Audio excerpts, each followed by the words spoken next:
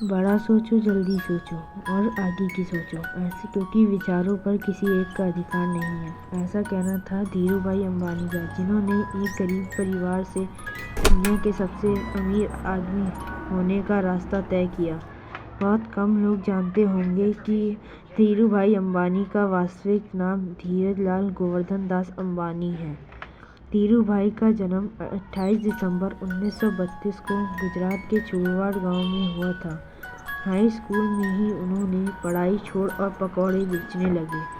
दोस्तों, धीरूभाई का मानना था पढ़ाई का पैसों से कोई संबंध नहीं है, क्योंकि दुनिया में यह जरूरी नहीं कि पढ़ा लिखा इंसान ही पैसे कमा सकता है। कई साल घूम घूम के पकौड़े बेचने के बाद सन 1948 में 16 साल की उम्र में वह अपने भाई रमणीक लाल की मदद से अपने एक दोस्त के साथ यमन में एक एडन शहर काम करने चले गए।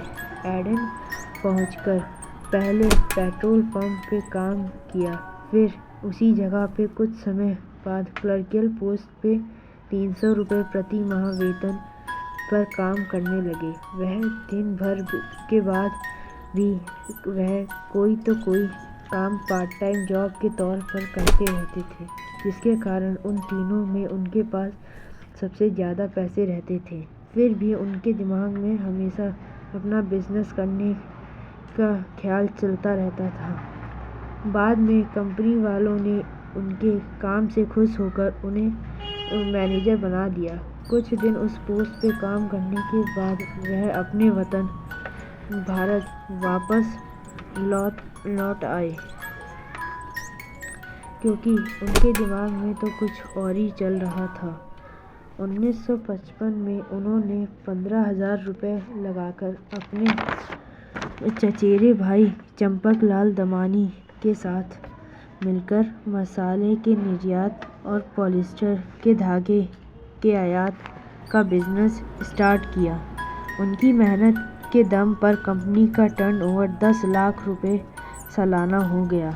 उस समय पॉलिस्टर से बने कपड़े भारत में नए थे और वह सूती के मुकाबले लोगों द्वारा ज़्यादा पसंद किया जाने लगा, क्योंकि यह सस्ता और बढ़िया था और चमकीला होने के कारण पुराना होने के बावजूद यह नया दिखता था और लोगों द्वारा पसंद किए जाने के कारण जल्द ही उनका मुनाफा कई गुना बढ़ गया। लेकिन कुछ वर्षों बाद धीरूभाई और चंपकलाल दमानी की साझेदारी समाप्त हो गई,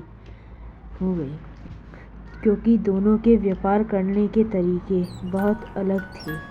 लेकिन उन्होंने इसके बाद कभी पीछे मुड़कर नहीं देखा और समय के साथ चलते हुए उन्होंने बाद में टेलीकॉम, एनर्जी, इलेक्ट्रिसिटी, पेट्रोलियम जैसे सेक्टर में भी कदम रखा।